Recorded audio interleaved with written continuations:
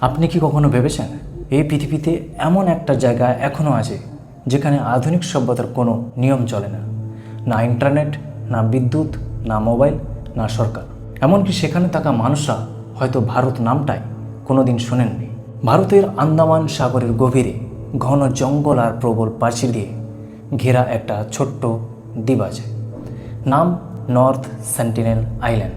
বাইরে থেকে দেখলে এটা সাধারণ একটা সবুজ দ্বীপ বলে মনে হবে, কিন্তু বাস্তবে এটাই পৃথিবীর সবচেয়ে রহস্যময় এবং বিপজ্জনক দ্বীপগুলোর মধ্যে একটি।